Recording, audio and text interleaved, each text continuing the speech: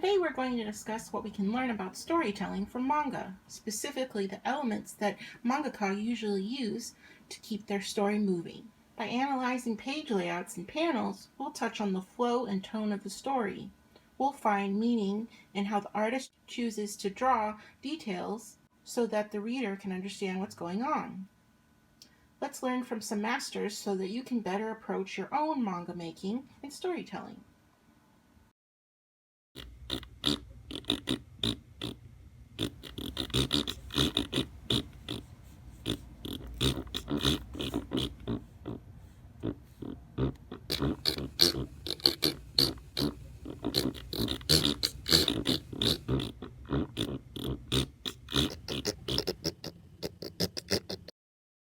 Okay, let's break it down with this first page from Fullmetal Alchemist by Hiromu Arakawa together. This volume happens to be the second omnibus that we have at the library. This is the first page of a chapter. So Arakawa Sensei uses the first panel to set up the location and time of day of this scene.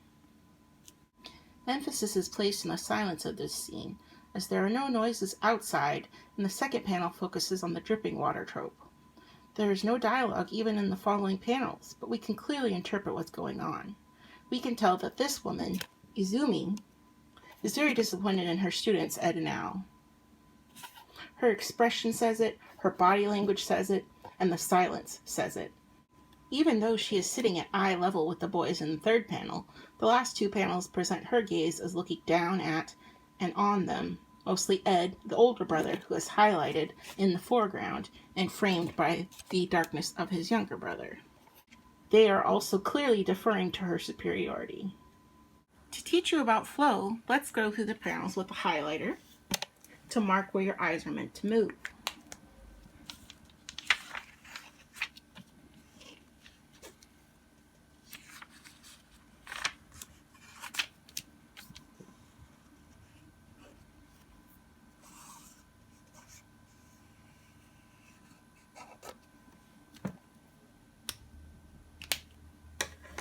Notice how smoothly Arakawa Sensei orients the objects and people in the panels to guide your eyes forward, move the story along.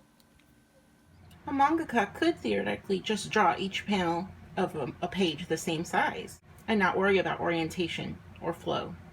And some do that to an extent in Yonkama strips, the ones that have 4 boxes. But those are typically humorous and more lighthearted strips. Each set of 4 panels typically serves as a joke. So why doesn't every mangaka use these 4 panel strips in all their manga? Wouldn't it be easier? Perhaps, but it gets boring very quickly and doesn't lend itself well to motion or getting immersed in the story. Let's tackle a page from One Punch Man next. As you can see, we're in the midst of an action scene, a face-off. It looks like there's a lot of smoke and destruction. Smoke is even coming off of Saitama as he steps forward. This is a sound effect of his powerful step forward. The villain Boros has just thrown multiple blows at our hero and faces him confidently after boasting about his abilities. But Saitama doesn't seem harmed or weathered, just annoyed. This second panel clears any doubt that the hero is on another level. We go from maybe not knowing his condition, with this first panel only showing his back, to laughing at his ticked off response. This large second panel shows a powerful close-up of what Boros sees. A powerful adversary. Note the heavy presence the shadow tone makes. A hero who's done playing around. The ash floating off around him echoes his power. The last small dark panel both shrinks Boros' presence and serves as a dark realization that he doesn't have the upper hand he thought he did. Note the heartbeat sound effect and shock on his face. Murata Sensei knows exactly what he's doing when he chooses the whole page layout to pull you along in the action. You're basically already watching an action movie. Now we'll approach a page from Tokyo Mew Mew by Reiko Ushida and artist Mia Ikumi. This kind of layout is very common in shoujo manga. It's more free-form and makes use of decorative motifs. You've got the classic action lines of a confrontation, jagged speech bubble to emphasize a shout, and note the flow of the tale to bring you from the speech bubble to the boy. And then the tensions of all these previous panels is released with the large area revealing Miu Ichigo to the boy. You see her appearance and confidence presented twice. Her beauty and namesake echoed in the large eyes and strawberries surrounding the scene. There's also a magical mist-type tone used to emphasize the reveal. The artist Ikumi-sensei chose to depict the boy's reaction facing us rather than away, so that we immediately know his shock and wonder at Miu Ichigo's reveal. This page reestablishes Miu Ichigo as a strong and beautiful heroine. Next, you will take a look at a page from Black Butler by Yana Tobuso. This is a type of page layout that I love to see. You turn the page of your manga, and something or someone is revealed to you, this being a disguise. The character CL clearly doesn't care for this costume, but it makes an impact, evident in his aunt's large and partially obscured face and the little stars and hearts given by the others in the background. Madame Red's response is loud and enthusiastic. Note the puffy speech bubbles, bold font, and hugging sound effect. While Ciel's words show his discomfort. They are cutting and abrupt, just like the jagged edges of his speech bubble and italicized font. You might also notice that the panels are funneled down into a bottleneck as you read.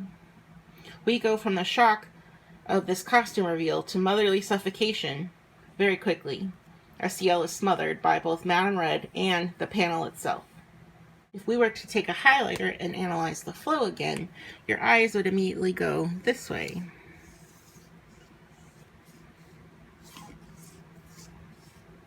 Every detail is taken into account when Tobuso Sensei draws and where she puts the words so that your eyes continue to move the story along. I really like the flowery details that she uses in the background to emphasize the grandeur of all these costumes. Now we'll analyze a 2-page spread from The Girl from the Other Side by Nagabe. This series is rich with detail and sophisticated penwork. But Nagabe-sensei is a master at keeping our eyes moving forward and not getting hung up on the details. So with this scene, the little girl Shiva is innocently approaching guards for help. Notice how the beginning panels are dark with the forest and rain. But as we read on, the only focus is the silent response of the guards and what's about to happen. Notice how little Shiva is with the large umbrella, and how she's dwarfed by the dark forests and the giant men. This world is dangerous and absurd. It's obvious that these faceless guards can't be trusted.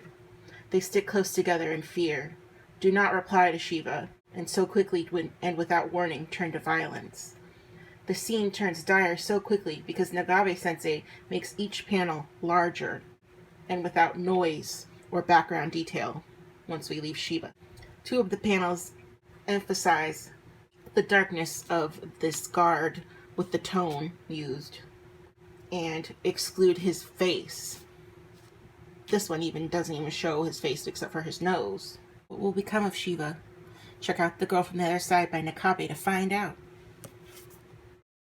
We've reached the end of today's lesson on manga elements. I hope you learned a little bit about the thought that goes into making manga.